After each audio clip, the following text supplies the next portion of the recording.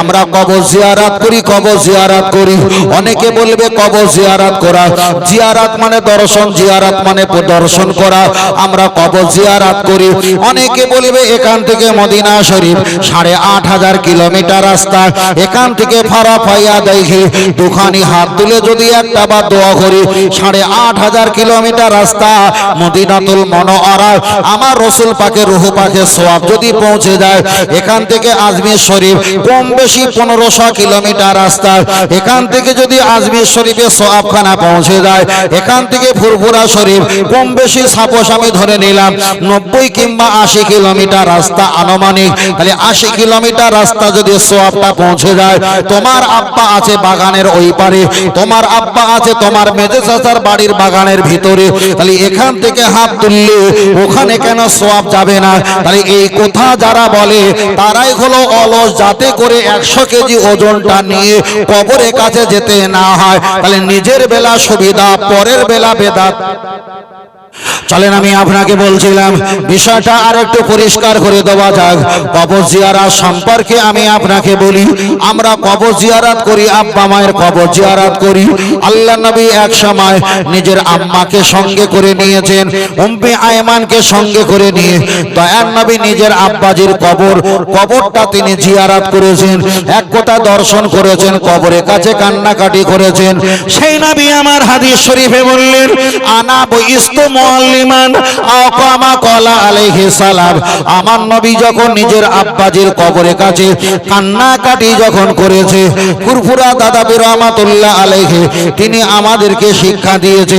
নবী আমাদের শিক্ষক, আমরা হলাম ছাত্র, আমরা হলাম তানার লেবার। তাই নবী যখন নিজের আব্বা জানের কবরের কাছে কান্নাকাটি করেছে, আমাদের আব্বা মা দাদা দাদি মুরব্বী যারা নীরব নগরে চলে গেছে, আমরাও কবরের কাছে গিয়ে ফারাফাইয়া দেখি দুখানি হাত তুলে আমরাও কান্নাকাটি করব। নবী করেছেন, আমরাও করব। আমাদের কাজটা নবী আনা কাজ হবেই হবে। জোরে বলেন সুবহানাল্লাহ। চলেন আমি আপনাকে আর একটা কথা বলি, বিষয়টা আরো পরিষ্কার হয়ে যাবে। বুখারী শরীফে যিনি লিখেছেন তার নাম হলো মোহাম্মদ আল্লামা আব্দুল্লাহ ইসমাইল বিন বুখারী রহমাতুল্লাহ আলাইহি, যার বাড়ি হলো বুখারা শহরে। যে বুখারী শরীফটা সংকলন করেছে তার ভিতরে একটা খণ্ড আছে, ওই খণ্ডটার নাম হলো জিয়ারাতুল কুবুর। অনেকে বলবে জিয়ারাতুল কুবুর দত্রে জত করে দেবে, সেটা আমি বলছি জিয়ারাতুল কুবুর মানে কবর জিয়ারত করার অধ্যায়। আল্লাহ নবী প্রথমে কবর জিয়ারত করতে বারণ করেছিলেন, পরে নবী বললেন তোমরা যখন ধৈর্য আর সবর করা যখন তোমরা সুযোগ পেয়েছো, তোমরা কবর জিয়ারত করো।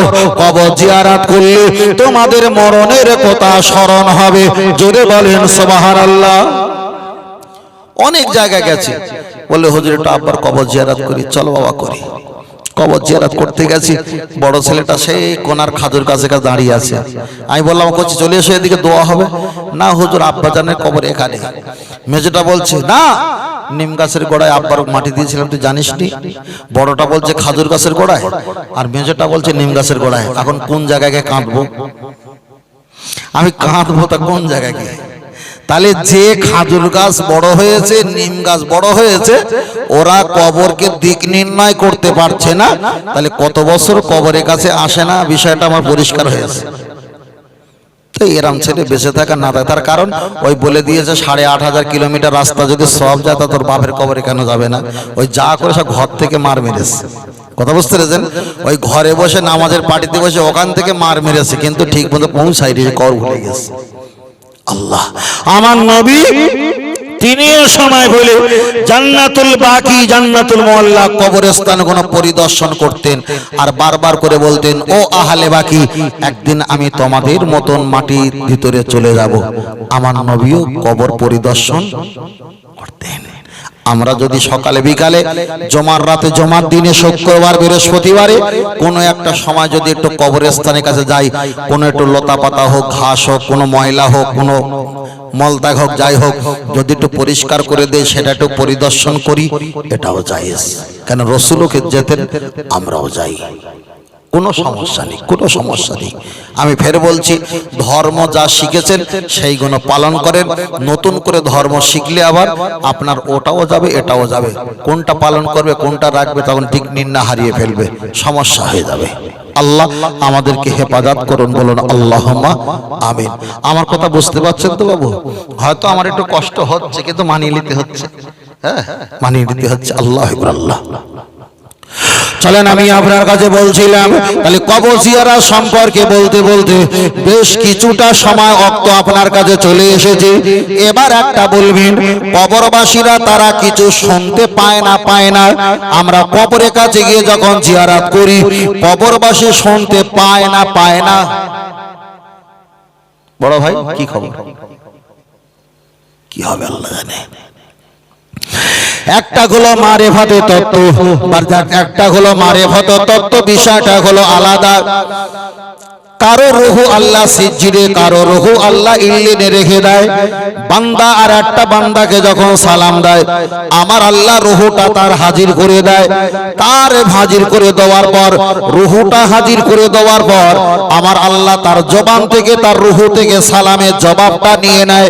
ওই জন্য নবী আমার বললেন, তোমরা যখন কবরের কাছে চলে যাবে, আসসালামু আলাইকুম ইয়া আহলাল কুবুরি ইয়াগফিরুল্লাহু লানা ওয়া লাকুম আনতুম সালাফুনা আনাহনু বিল আসহার। তাহলে মৃত ব্যক্তিকে সালাম দেওয়ার কথা আমার রাসূল বলেছে, নিঃসন্দেহে মৃত ব্যক্তি সালামের জবাব দিয়ে থাকে। জোরে বলেন আল্লাহ নবী হাদিস শরীফে বললেন, আসসালামু ক্বাবলাল কালাম, দুনিয়ার কথা বলার আগে প্রথমে তোমরা সালাম দাও। নবী আমার পরে একটা হাদিস শরীফ বললেন, আল বাদিউ বিস সালামি আল বারিউ মিনাল কিবরি আও কামা ক্বালা আলাইহিস সালাম। যে ব্যক্তি প্রথমে সালাম দেয় অহংকার থেকে ওই ব্যক্তিটা বেঁচে যায়। তাহলে যে ব্যক্তি প্রথমে সালাম দেবে অহংকার থেকে বাঁচবে। রাসূল বলেছেন, দুনিয়া কথা বলার আগে তোমরা একজনকে সালাম দাও। তাহলে দুনিয়ার মানুষকে আমরা সালাম দেই, জীবিত ব্যক্তিকে সালাম দেই, মৃত ব্যক্তিকে সালাম দেই। রাসূল জীবিত ব্যক্তিকে সালাম দিয়েছে, মৃত ব্যক্তিকে সালাম দিয়েছে। এখন কেউ যদি বলে তোমরা মৃত ব্যক্তির কাছে যে তোমরা দোয়া খায়ের করো, তারা কি শুনতে পায় না শুনতে পায় না? তাহলে রাসূলের হাদিসটা যে অস্বীকার করেছে, এখন তার ঈমান আছে কি গেছে আল্লাহ ভালো জানে। চলেন আর একটা হাদিস বলা যাক। হাদিসটা বুখারী শরীফে এসেছে। এক সময় নবী আমার যুদ্ধের ময়দান দিয়ে চলে আসছিলেন। যুদ্ধের ময়দান থেকে আসার পর একদিকে আবু জাহেল অনেক বেঈমান কাফেরকে জাহান্নামে পাঠিয়ে দিয়েছে, কতল করে হত্যা করে। একটা কুয়া, একটা হোল, একটা গর্ত আছে, সাহাবারা তাই ধরে ধরে এই গর্তকে ভর্তি করেছে। নবী আমার যুদ্ধের মাঠ দিয়ে যখন চলে আসছিলেন, দেখতে পেলেন আবু জাহেল মরে পড়ে আছে। ওমরকে বললেন, ওমর তুমি দাঁড়িয়ে যাও, আমি একটু আবু জাহেলের সঙ্গে কথা বলি। ওমর তিনি হতবাক হয়ে গেল। আবু বকরকে দেখা যায় আবু জাহেল দুনিয়া থেকে মৃত্যুবরণ করেছে, দুনিয়া থেকে জাহান্নামে চলে গেছে, তার মৃত লাশ পড়ে আছে। আল্লাহ নবী তার সঙ্গে কেমন কথা বলবে? নবী আমার ওর পাশে দাঁড়িয়ে দাঁড়িয়ে আঙুলটা ইশারা করে বললেন, ফাহাল আজাতুম মা ওয়াদা রাব্বাকুম হাক্কা আও কামা ক্বালা আলাইহিস সালাম। ও বেঈমান আবু জাহেল, তুমি বলো, আল্লাহ যে যুদ্ধের মাঠে আমাকে জয়কার করবে বলেছিল আর তোমাকে নিফাত করবে বলেছিল, আল্লাহ সেটা করেছে, এটা কি তুমি বুঝতে পেরেছো? আবু ওই সময় ওমর ফারুক একটু মুস্কি হেসে বললেন, ইয়া রাসূলুল্লাহ, হাবিবাল্লাহ, কাইফা হালুকা, কি খবর? আপনি যার কাছে বলছেন তিনি তো মৃত, ওই আবু জাহেল কি আপনার কথাকে শুনতে পায়? আমার নবী গম্ভীর মেজাজে বলেছিলেন, ও ওমর তুমি জেনে রেখে দাও, আমার কথা দুনিয়ার মানুষ যতটা না দুনিয়ার কানে শুনতে পায়, দুনিয়ার মানুষ মারা গেলে আর একটা মানুষের কণ্ঠের আওয়াজ আমার আল্লাহ তার চাইতে আরো ভালো করে শুনিয়ে দেয়। এটা যদি বেঈমানের পক্ষে যদি একটা মানুষের আওয়াজ যদি তার পক্ষে আল্লাহ শোনানো সম্ভব হয়, তাহলে দুনিয়া থেকে যারা ঈমান নিয়ে কবরে চলে গেছে, সেখানে সালাম দিলে নিঃসন্দেহে সালামের আওয়াজ আল্লাহ তাদের কানে পৌঁছে দেয়। জোরে বলেন। কেউ আপনাকে বলে মরে গেছে, এটা কি হয়েছে? মরা মানুষকে শুনতে পায়, ও কি জানতে পারে? তুমি জানো, আমি চাইলে অনেক কটা হাদিস পড়ে দলিল দিতে পারি, দুনিয়ার জীবিত মানুষ জানা উপকার করে, মারা যাবার পর তার চাইতে বেশি উপকার করে। উপকার করে না? যদি বলেন কেন, আপনার দাদা দুনিয়াতে বেঁচে ছিল, একটা পেয়ারা গাছ ছিল, নারকেল গাছ ছিল, আম গাছ ছিল, আমরা নাতি। যদি একটাবার গাছে উঠেছি, ওই দাদা সুন্নত নামাজ তাড়াতাড়ি পড়া শেষ করে দিয়ে লাঠির ছুটে আসবে। গাছে ফল ধরেছে, তোমরা ফলগুলো শেষ করে ফেলবে, ফলগুলো খেয়ে ফেলবে। দাদা মারা যাওয়ার পর ফলগুলো বেশি খাওয়া হয় না কম খাওয়া হয়? তাহলে দুনিয়ার মানুষ বেঁচে থাকলে জানা উপকার করে, মরে যাওয়ার পর বেশি উপকার হচ্ছে না কম হচ্ছে? খাওয়া বেশি হচ্ছে না কম হচ্ছে? তাহলে বেঁচে থাকলে কম খাওয়া হয়, মারা গেলে বেশি খাওয়া হয়। তাহলে মানুষ মারা গেলে উপকার করে কিনা? চলো একটা বলি। আমি আপনার কাছে হয়তো গল্প বললে হুজুর গল্প দিয়েছেন, চলেন একটা হাদিস থেকে দলিল দেওয়া যাক। চলেন আপনার কাছে একটা হাদিস থেকে দলিল দেই। আল্লাহ নবী হাদিস শরীফে বললেন, আফদালুল ইবাদাত ইবাদাতুস সালাত, সবচেয়ে বড় ইবাদত হলো নামাজ। দন্তন নয় আকার ময় আকার বর্গীর যা নামাজ, দন্তন নয়তে নমিম আকারেতে আমার ময়তে মাতাকে আকারেতে আল্লাহর বর্গীর জয়তে জন্য নত করিব আমার মাথা একমাত্র মহান আল্লাহ পাকের জন্য। আমার নবী যখন সিদরাতুল মুনতাহা আরশে আজিমে যখন চলে গিয়েছিলেন, দুনিয়ার মাটিতে যখন 50 ওয়াক্ত নামাজ নিয়ে চলে আসছিলেন, প্রতিমধ্যে দেখা হয়েছিল নবী মুসা আলাইহিস সালাম। আল্লাহ নবী মুসা জিজ্ঞাসা করলেন, ইয়া রাসূলুল্লাহ, আপনি কি নিয়ে এসেছেন আমাকে একটু বলবেন? আমার নবী বললেন, আল্লাহ এই দিয়েছে, তার ভিতরে নামাজ 50 ওয়াক্ত দিয়েছে।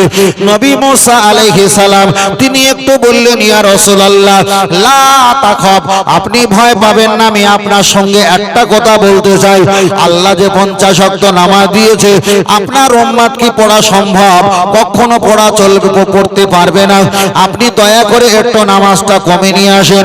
নবী মুসা আলাইহিস সালামের কথা শুনে আমার নবী যখন আল্লাহর কাছে নামাজটা কমাতে যাচ্ছিলেন, তাফসীর কারকেরা ব্যাখ্যা করে বলেছেন, নবী মুসা আলাইহিস সালাম আমার নবীর পিছনের চেহারা মোবারকটা দেখছে আর কাঁদছে। আবার নামাজ কমিয়ে যখন আসছে, আমার নবীর চেহারাটা দেখছে আর হাসছে।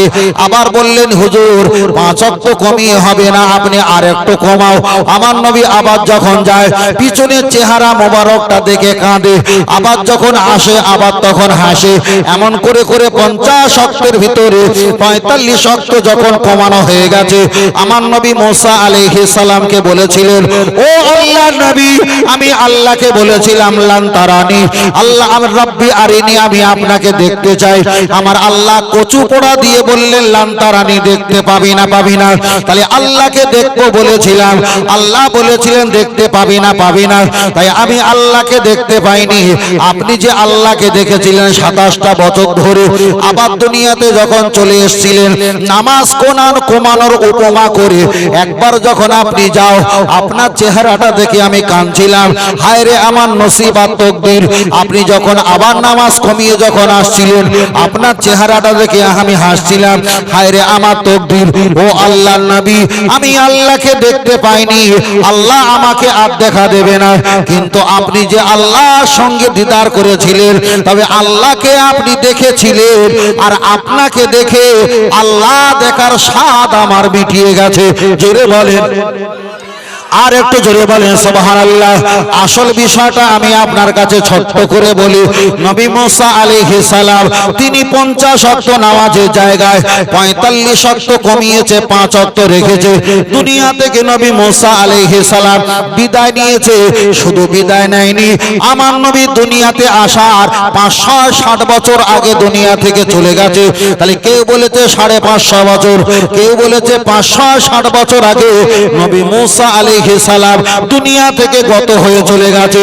ও বাবাজিরা, দুনিয়া থেকে মানুষ যতটা না উপকার করতে পারে, তাহলে নবী মুসা আলাইহিস সালাম দুনিয়াতে থেকে আমাদের চুল পরিমাণ উপকার করেনি, কিন্তু মারা যাবার পর 50 ওয়াক্ত জায়গায় 45 কমিয়ে আমাদেরকে 5 ওয়াক্ত করে দিয়েছে।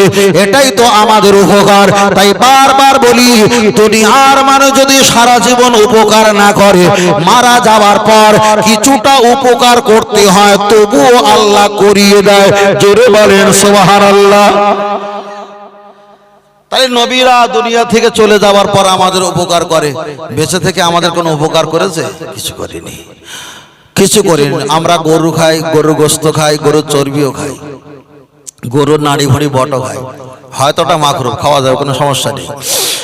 তবে নবী মুসা আলাইহিস সালামের জামানা ছিল গরুর গোশত খাবে, খাওয়া দাওয়া, চর্বি খাবে না, হারাম।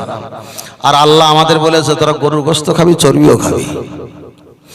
নবী মুসা আলাইহিস সালামের জামানায় রাতের বেলা যদি একবার নাপাকি হয়ে যেত, একবারে নাপাকি হলে 7 বার গোসল, আর একবার নাপাকি হলে ফের 7 বার গোসল, ঠান্ডা হোক আর গরম হোক, শুধু ওই নদীতে ডুব দাও। কিন্তু আল্লাহ আমাদের দিকে তাকিয়ে বলেছে টেনশন করবি না, সারা রাত ধরে মার্কেটে থাকবি, একবার গোসল করলি সাফান সাফা, পরিষ্কার পরিষ্কার। উপকার করে না ক্ষতি? উপকার। তাহলে আমি আপনাকে বলছিলাম কবর জিয়ারত সম্পর্কে বলতে বলতে বিষয়টা আমি এত দূর পর্যন্ত এসেছি। তাহলে মাইয়েত মারা গেলে তার কবর জিয়ারত করা যাবে এটাও বলেছি। আমরা যে সালাম দেই সালামটা তারা শুনতে পায় এটাও বলেছি। দুনিয়ার মানুষ যতটা না শুনতে পায় তার থেকে ভালো ওরা শুনতে পায় এটাও বলেছি। দুনিয়ার মানুষ যতটা না উপকার করে মারা যাওয়ার পর উপকার করে এটাও সবে মাত্র শেষ করলাম। যদি বলেন হুজুর আপনি আর একটা দলিল দেন, চলেন আপনার কাছে আর একটা দলিল দিই। এক সময় আবু বকর, এক সময় হযরতে ওমর রাদিয়াল্লাহু তাআলা আন, উনি যখন মসজিদে নববীর ইমাম হয়েছিলেন, দ্বিতীয় খলিফা যখন হয়েছিলেন, সংক্ষেপ করে বলি হযরতে ওমর রাদিয়াল্লাহু তাআলা আন উনি যখন মসজিদে নববীর ইমামতি যখন নামাজ পড়াচ্ছিলেন, একজন মুনাফিক বেঈমান কাফির নাম দেখা যায় বড় একটা তরোয়াল নিয়ে নামাজ দেখা যায় জামার কাপড়ের ভিতরে তিনি লুকিয়ে রেখেছিলেন, ওতে জহর 20টা লাগিয়ে। আল্লাহর নবী সাহাবা যখন নামাজটা পড়ছিলেন সেজদা চলে গেলেন, ওই মুনাফিক বেঈমান কাফেরটা জামার ভিতর দিয়ে বড় একটা তরোয়াল বার করে খ্যাস খ্যাস করে তাকে কুপিয়ে হত্যা করে। তাফসীরকারকেরা ব্যাখ্যা করেছে কম বেশি 3 দিন জীবিত ছিল, তারপরে ওমর হুজুর শহীদ হয়ে মৃত্যুবরণ করলেন।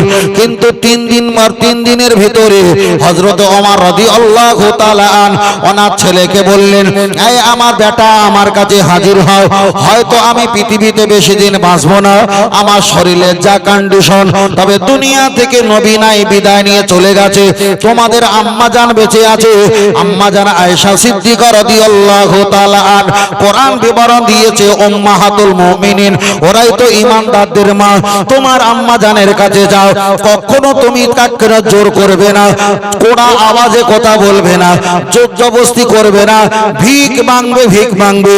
আম্মা জান আয়েশা সিদ্দিকার কাছে গিয়ে বলবে আমার আব্বা ওমর ফারুক এতটুকু বলবে কি খলিফা কি নেতা কিছু বলা দরকার নেই, বলবে আমার আব্বা ওমর ফারুক আমি তানার ছেলে এসেছি, আম্মা জান আপনার কাছে একটু ভিক্ষা চাই। আপনার রাসূল পাক যেখানে শাহিত আছে ওই জায়গায় একটা মাইয়ের দাফন হওয়ার জন্য জায়গাটা ছাড়া আছে, আম্মা জান ওই জায়গাটা আপনার আমরা জানি, কিন্তু আমার আব্বা আপনার কাছে একটু ভিক চেয়েছে, আপনি কি ওই জায়গাটা আব্বার জন্য বরাদ্দ করে দেবেন? আম্মা জান ব্যাখ্যা করে বলেন নবী আমার জন্য জায়গাটা দিয়েছে, তোমার আব্বা জান যখন চেয়েছে আমি তো হ্যাঁ বললে তো হবে না, না বললে হবে না, তোমার আব্বাজিকে ডেকে নিয়ে আসো, আরো সাহাবাদের ডেকে নিয়ে আসো, আমার রাসূলের মাজার মুকাদ্দাসের কাছে দাঁড়িয়ে আমি আয়েশা সিদ্দিকা পর্দার আড়াল দিয়ে নবীকে জিজ্ঞাসা করব, আর নবী যদি জবাব দিয়ে বলে হ্যাঁ ওমরকে এই জায়গা তুমি দান করে দাও, আমি আয়েশা দান করে দেব। তাফসীরকারকেরা ব্যাখ্যা করে বলেছেন আম্মা জান আয়েশা সিদ্দিকা অসংখ্য সাহাবাদের নিয়ে নবীকে সালাম দিলেন আর বললেন ওমরের এই জায়গাটাকে আমি দিতে পারি। আমার নবী মাজার আকদাসের ভিতর দিয়ে আওয়াজ দিয়ে বললেন তুমি দিতে পারো। আম্মা জান মা আয়েশা সিদ্দিকা নবীর ওই আওয়াজটা শুনে আম্মা জান আয়েশা সিদ্দিকার জায়গা ওমর ফারুকের জন্য নির্ধারিত করে দিয়েছেন। আমি আপনাকে বোঝাতে চেয়েছি নবী দুনিয়াতে যেটা না দিতে পেরেছে দুনিয়া থেকে চলে যাওয়ার পরেও সেটা দিয়েছে না দেয়নি।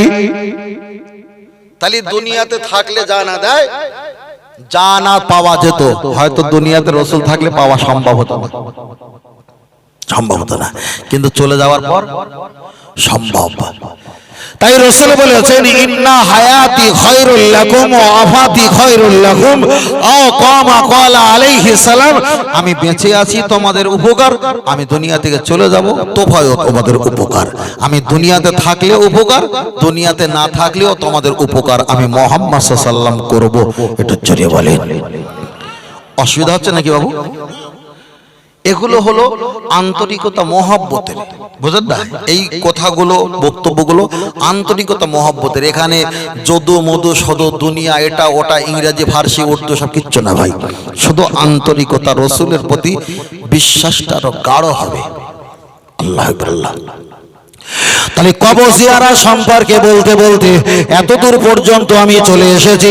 এবার আমি আপনার কাছে আর একটা কথা বলি। আমরা যদি বলি ফুরফুরা শরীফে দাদা পীর রহমাতুল্লাহ আলাইহির ওনার মাজার মুকাদ্দা, ওনার মাজারের কাছে গিয়ে সালাম দিলে সালামের জবাব শুনতে পাওয়া যায়। হ্যাঁ বাবা, পাওয়া যাবে। তবে যারা হলো তরিকতের ছাত্র, যারা হলো আধ্যাত্মিক জগতের ছাত্র, যাদের একটা থেকে দুটো তরিকা মশ হয়ে গেছে, তারা যদি সালাম দেয় তাদের পক্ষে সালামের জবাব শোনা সম্ভব। আমি বিষয়টা আপনার কাছে ক্লিয়ার করতাম। তবে এই ছোট্ট জনসম্মুখের ভিতরে এমন গুরুত্ব কথা বলতে আমি অত দেখা যায় রুচিবোধ করছি না, আমি একটু দূরে সরে যাচ্ছি। তবে আপনার কাছে বলছি ওটা সম্ভব, ওটা সম্ভব। ও বাবাজিরা, ফুরফুরা শরীফের মুজাদ্দিদ জামান দাদা পীর রহমাতুল্লাহ আলাইহির ওনার পীর হলো সুফি ফতেহ আলী ওয়াইসি রহমাতুল্লাহ আলাইহি। উনি সর্বসময় আমার নবীর সঙ্গে দিদার লাভ করতেন, সর্বসময় আমার নবীকে দেখতেন। লক্ষ্য করে দেখা যায়, আমরা যদি বলি আমার পীর সাহেবরা যে কাজটা করেছে এটা আমার নবীর কাছ থেকে জেনে করেছে, তখন বলবে এটা কি সম্ভব? একটা খেয়াল রাখবেন, আম্মা জান আয়েশা সিদ্দিকার ঘটনা, কবর মাজার মুকাদ্দাসের কাছে রাসূলের কাছে জিজ্ঞাসা করা, এই বিষয়টা খেয়াল রাখবেন। একটু আগিয়ে চলে যাওয়া যাক। একটা বই কিতাব আছে, কিতাবটার নাম হলো দাদা হুজুর পীর কেবলা রহমাতুল্লাহ আলাইহির বিস্তারিত জীবনী। ওই বইয়ের প্রথমের দিকে লেখা আছে, এক সময় কলকাতা সুফি ফতেহ আলী ওয়াইসি রহমাতুল্লাহ আলাইহি হুজুর এক জায়গায় বসে বসে হাদিসের কিতাব পড়ছে, আর কলকাতা আলিয়া বিশ্ববিদ্যালয় ইউনিভার্সিটির ওখান থেকে কম বেশি আশেপাশে বড় একটা মুফতি সাহেব হুজুরের সঙ্গে দেখা করার জন্য এসেছে। হুজুর গেটের কাছে পোর্টের কাছে বসে বসে হাদিসের কিতাবটা এবারাত যখন পড়ে, আর মুফতি সাহেব এসে সালাম দিয়ে বললেন, ও পীর সাহেব সুফি ফতেহ আলী ওয়াইসি, আপনি যে হাদিসটা এক্ষুনি পড়ছিলেন ওই হাদিসটা জয়ীফ, ওই হাদিসটা মানসুব, ওই হাদিসটা রয়ীফ, ওই হাদিসটা হলো জাল, এই হাদিসটা পৃথিবীর কোনো হাদিসে নেই। সুফি ফতেহ আলী ওয়াইসি রহমাতুল্লাহ বলে, বাবা এটা নবীর জবানের হাদিস। মুফতি সাহেব বললেন, হুজুর আমার মতো মুফতি কলকাতার ভিতরে কেউ নেই, আমি আপনাকে চ্যালেঞ্জ দিয়ে বলছি এই হাদিসটা হলো ভুল হাদিস, এই হাদিসটা পৃথিবীর কোনো কিতাবে লেখা নেই। মুফতি সাহেব ওই জায়গায় দাঁড়িয়ে দাঁড়িয়ে 40টার কম বেশি হাদিস পড়ে প্রমাণ করতে চেয়েছে এই হাদিসটা ভুল হাদিস। তাহলে একটা হাদিসের এগনেস্টে কেউ যদি 40টা হাদিস পড়ে বলে এটা ভুল, এটা ভুল, অমুক অমুক বলেছে, তাহলে যে ব্যক্তি হেরে যাবে সে কি আর জিতে যাওয়া সম্ভব? সম্ভব না। তখন সুফি ফতেহ আলী রহমাতুল্লাহ বলছে, বাবা এই হাদিসটা নবীর হাদিস। বলছে, হুজুর এতটা দলিল দিয়েছি, এই হাদিসটা ভুল হাদিস, আপনি মানছেন না? বলছে, কি করে মানবো, কি করে মানবো? বলে, কেন? সুফি ফতেহ আলী ওয়াইসি রহমাতুল্লাহ আলাইহি বললেন, বাবা তুমি আমার সঙ্গে দেখা করতে এসেছো, একটু আমার সঙ্গে বসো। বসলেন।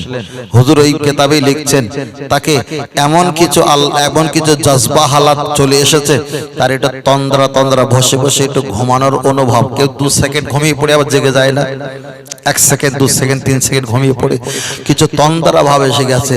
ওই 2 সেকেন্ড 1 সেকেন্ডে তন্দ্রা ভাব ঘুমিয়ে এসেছে, তার ভিতরে আমার রাসূল পাকের দিদার এসে বলছে, সুফি ফতেহ আলী ওয়াইসি যে হাদিসটা পড়েছে ওটা আমার জবানের হাদিস ছিল। বলো সুবহানাল্লাহ, নারায়ে তাকবীর, আল্লাহু আকবার, নারায়ে তাকবীর, আল্লাহু আকবার।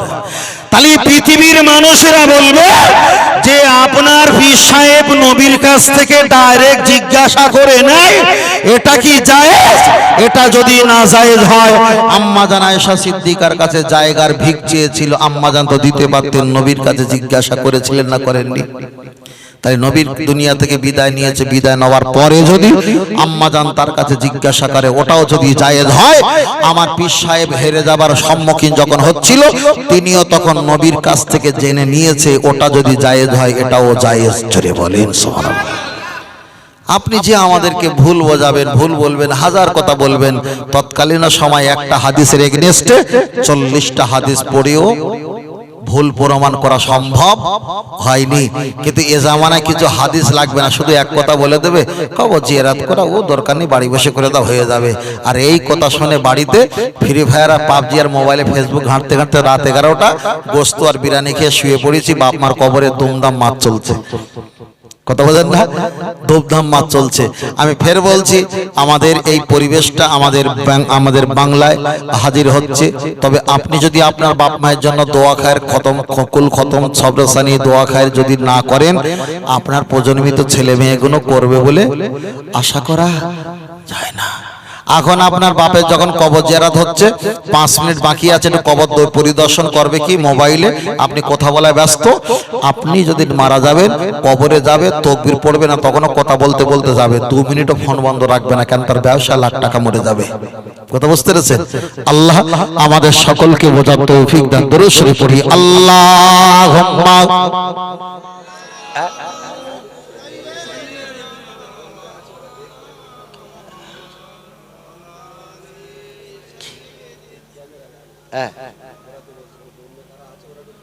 ও বোম্বাই পাঠিয়ে আছে, ও তো দাও, দিলে তো আবার এদিকে হয়ে যাবে। হ্যাঁ হ্যাঁ একটু দাও না, আমরা জনসমুদ্র আছি ইনশাল্লাহ, অসুবিধা নেই। রব ভাই জনসমুদ্র আছে ইনশাল্লাহ। তাকবীর দেন, নারে তাকবীর, নারে তাকবীর, নারে তাকবীর, নারে তাকবীর। আহলে সুন্নাত ওয়াল জামাত সিলসিলাহ ফুরফুরা শরীফ, নারে তাকবীর। आखिरी रसूल তুমি নবী আকরাম, आखिरी रसूल তুমি নবী আকরাম, তোমার কদমে মোর হাজারো সালাম, তোমার কদমে মোর হাজারো সালাম। বলো সুবহানাল্লাহ। আর একটু জোরে হবে না? বনের হরিণ আসমান জমিন সবাই তোমায় চিনেছে, ওই আকাশের মেঘমালা ছায়া তোমায় করেছে, মিশকে আতর যার গায়ের ওই ঘাম, মিশকে আতর যার গায়ের ওই ঘাম, তোমার কদমে মোর হাজারো সালাম, তোমার কদমে মোর হাজারো সালাম। आखिरी रसूल তুমি নবী আকরাম, आखिरी रसूल তুমি নবী আকরাম, তোমার কদমে মোর হাজারো সালাম, তোমার কদমে মোর হাজারো সালাম। আবু বকর ওসমান ওমর সবাই তোমায় দিবানা, গরম পাথর বুকে বেলাল কিন্তু নবীজিকে ভোলে না, অন্তরে গেঁথেছিল নূর নবীর নাম, অন্তরে গেঁথেছিল নূর নবীর নাম, তোমার কদমে মোর হাজারো সালাম। আখিরি রসুল তুমি নবী আকরাম, আখিরি রসুল তুমি নবী আকরাম, তোমার কদমে মোর হাজারো সালাম, তোমার কদমে মোর হাজারো সালাম। দয়ার নবী বোরাক নিয়ে মিরাজেতে গিয়েছে, পায়ের ধোলায় আল্লাহর আরশ ধন্য সেদিন হয়েছে, জান্নাতের রোমে রোমে লেখা নবীর নাম, জান্নাতের রোমে রোমে লেখা নবীর নাম, তোমার কদমে মোর হাজারো সালাম। আখিরি রসুল তুমি নবী আকরাম, আখিরি রসুল তুমি নবী আকরাম, তোমার কদমে মোর হাজারো সালাম। আল্লাহুম্মা খুব করে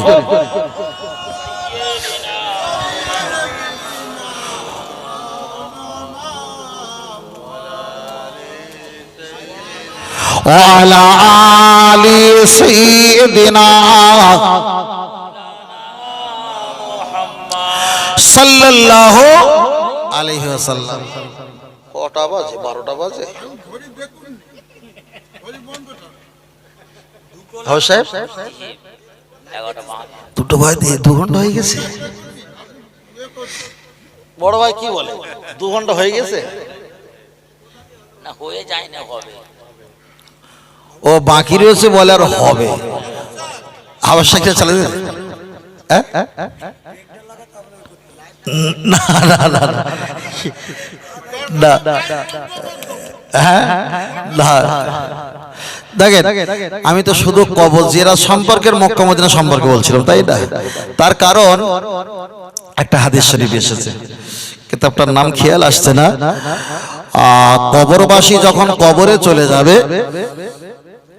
লক্ষ লক্ষ বছর ধরে ঘুমাবে, তারপরে আল্লাহর কিয়ামত দেবে। আদম থেকে নিয়ে এই পর্যন্ত যারা কবরে চলে গেছে কারোর কিন্তু তখন হিসাব হয়নি। আমরা মনে করি যে হিসাব হচ্ছে, না, এখন হিসাব হয়নি। হিসাব হবে কিয়ামতের ময়দানে, হাসরের ময়দানে, বুঝলেন না? হিসাবের দিন হিসাব হবে, এখন সব ওয়েটিং আছে।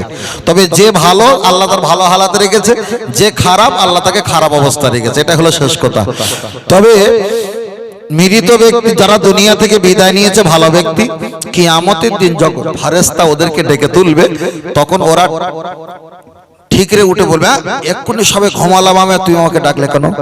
তখন বলবে, না, কিয়ামত হচ্ছে, এটা আল্লাহর হুকুম। ওরা ভালো টালো করে চোখটা ভালো করে ডলে দেখবে, হ্যাঁ কিয়ামত হচ্ছে, আমি সেই ব্যক্তি মারা গিয়েছিলাম, দুনিয়া থেকে বিদায় নিয়েছিলাম, সেই কিয়ামত হওয়ার দিন ছিল, সেই কিয়ামত।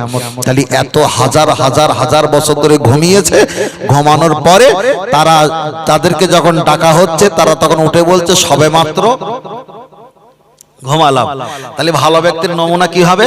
কবরে লক্ষ বছর থাকা পরেও যখন ডাকা হবে, তখন মনে হবে যে সবেমাত্র ঘুমালাম। এটা হলো আল্লাহ পাকের রহমত আর করুণা। তা আমরা মনে 2 ঘন্টা ওয়াজ করছিলাম, কিভাবে 2 ঘন্টা চলে গেছে আমরা বুঝতে পারি না। ওখান থেকে কিয়াস করলে নিশ্চয়ই এটাও আল্লাহ পাকের রহমত আর করুণা, ঠিক না বেটি? এটাও আল্লাহ পাকের রহমত আর করুণা।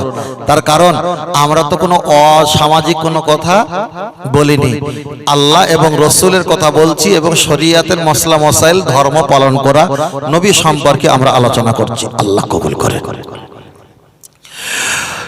চলেন আমি আপনাকে বোঝাতে চেয়েছি, লক্ষ্য করে দেখা যায় আপনার কাছে আমি বলছিলাম কবর সম্পর্কে বলতে বলতে বেশ বিষয়টা অনেক লম্বা করেছি। আপনার কাছে যদি আমি চাই আরো লম্বা হয়ে যাবে, চলে না খেয়ে যায়।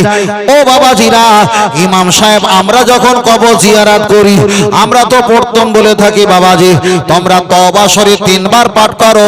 তোমরা দেখা যায় তওবা শরীফ 3 বার পাঠ করো, সূরা ফাতিহা 3 বার পাঠ করো, 10 বার কুল আল্লাহ মানে ইখলাস শরীফ, 11 বার দরুদ শরীফ পাঠ করো। আপনি যদি কোরআন না জানেন, ইমাম সাহেব যা বলে দিয়েছে, ইমাম সাহেব পড়ছে যতক্ষণ সময় লাগে, আপনিও ততক্ষণ চুপ করে দাঁড়িয়ে সময় ব্যয় করেছেন। তাহলে একদিকে কোরআন তেলাওয়াত করে সময় নষ্ট করছে, আর একদিকে না জানার কারণে খামাকা দাঁড়িয়ে দাঁড়িয়ে সময় নষ্ট করছি। আমার আল্লাহ তো কিয়ামতের দিন জিজ্ঞাসা করবে, অল উমরিহি ফিমা আপনাহু, আমি তোমার সময় ওমর বয়ে দিয়েছিলাম, কোন কাজে তুমি ব্যয় করেছো, জবাব দাও। তখন তো আমরা বলবো, ইমাম সাহেব, হাফেজ সাহেব, হুজুররা কোরআন পড়ে তারা সময় নষ্ট করেছে, আর আমরা খামাকা দাঁড়িয়ে দাঁড়িয়ে সময় নষ্ট করেছি। এই সময় নষ্ট করার হিসাব আল্লাহ দরবারে আমাকে আপনাকে দিতেই হবে।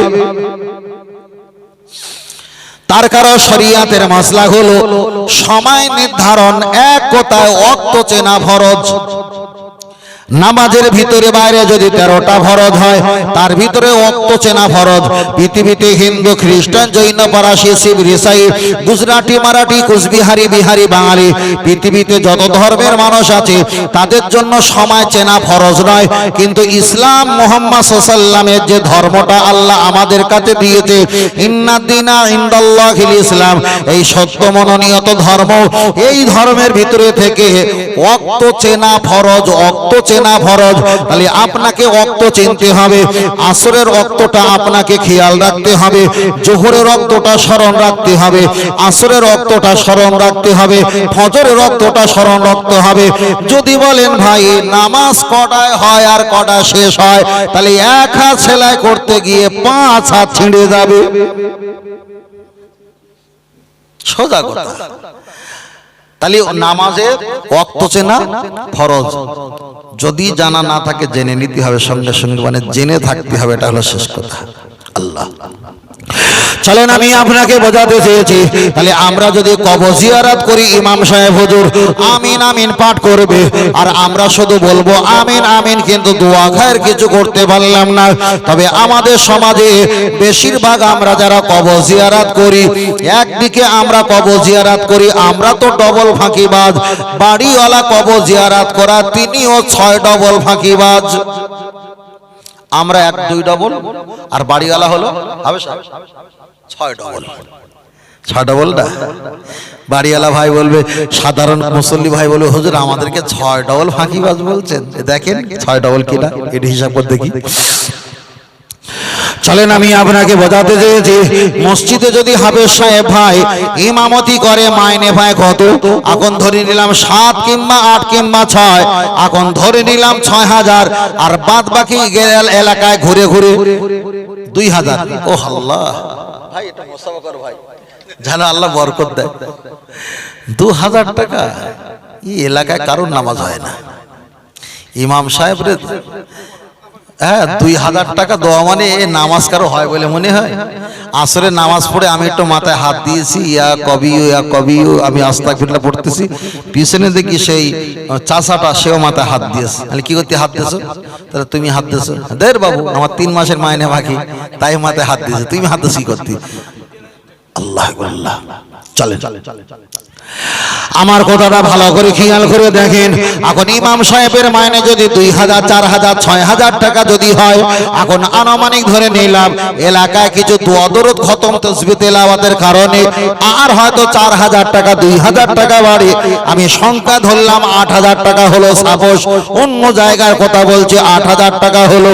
তাহলে একটা ইমাম সাহেব যদি সারা মাস যদি নামাজ পড়ায়, 8000 টাকা যদি এক মাসে হয়, তাহলে দিনে কত করে হয়? অবস্থা তো খুব খারাপ হয়ে যাবে। চলেন আমি আপনাকে বোঝাতে চেয়েছি, তাহলে এক মাস ইমামতি করলে 8000 টাকা মাইনে। ও বাবাজিরা, 2 ঘন্টা ওয়াজ করলে তার থেকে তো বেশি মাইনে। সোজা কথা। চলেন 2 ঘন্টা ওয়াজ করলে তার থেকে বেশি মাইনে, আর 1 মাস ইমামতি করলে তার থেকে তো অনেক কম মাইনে হয়, কম মাইনে হয়। চলেন আর একটু পিছিয়ে যাই, আপনাদের এলাকায় কোরআন শরীফ তো আপনারা দোকানে দোকানে বিক্রি হয়, আলহামদুলিল্লাহ ভালো। 848টা পৃষ্ঠার, একা দেখা যায় 848টা পৃষ্ঠার কোরআন শরীফ যদি 30টা পারা আমাদের কাছে বিক্রি হয়, হয়তো 500, 600, 800, 1200 টাকা বিক্রি হয়। তাহলে একটা কোরআন শরীফ তাজ কোম্পানি 36 সাইজ কোরআন শরীফ যদি বিক্রি করা হয়, 400 টাকা কিনলে 700 টাকা বিক্রি হয়, তাতে যাওয়া আসা মেইনটেনেন্স খরচা ধরে হয়তো 200 টাকা লাভ থাকতে পারে। তাহলে একটা কোরআন শরীফ বিক্রি করলে 848টা পৃষ্ঠার মাত্র 200 টাকা লাভ হয়। ও বাবাজিরা, আমি যদি কেউ আপনাকে তাবিজ দেই, আর একজন ব্যক্তি আপনাকে যদি তাবিজ দেয়, একটা তাবিজে 500 কিংবা 2000, 3551 টাকা নেওয়া হয়, তাহলে কোরআন বিক্রি করার চাইতে তাবিজ বিক্রি করার লাভ বেশি। দুনিয়ার ইমামতি করার চাইতে ওয়াজ করায় লাভ বেশি না লাভ কম? লাভ কম না বেশি? লাভ বেশি। চলেন, এর ঘাড়ে পড়বে কিন্তু। চলেন, এবার আমি আপনাকে বলছি, তাহলে আমাদের একদিকে মাইনে কম, একদিকে আমাদেরকে আপনারা খাটিয়ে নাও বেশি, আলহামদুলিল্লাহ ভালো। হিসাব কি একটা বার করেছো? আপনাদের এলাকায় শবে বরাত উপলক্ষে আমাদের পাড়ায় পাড়ায় এলাকায় খতম পড়া হয় না? হয় না? একটু আস্তে করে দাও, ঠিক আছে তো? ঠিক আছে ভাই,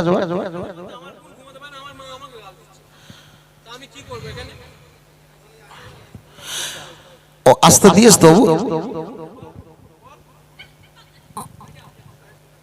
ঠিক আছে তো? ওদের বাড়ি কত দূর এখান থেকে? ও সামনে না? আওয়াজ, আর যতই আসতে দাও, গাড়ির আওয়াজ হোক, এই আওয়াজ হোক, এই আওয়াজটা হলে একটু ওখানে যাবে। আমরা হ্যাঁ সাহেব ভাই, আমরা একটু তাড়াতাড়ি শেষ করার পরিস্থিতিকে যাবো। হ্যাঁ, এটা তাড়াতাড়ি শেষ করার দিকে যাব। কেন এমন কাজ আমরা করব না যাতে খারাপ লাগে।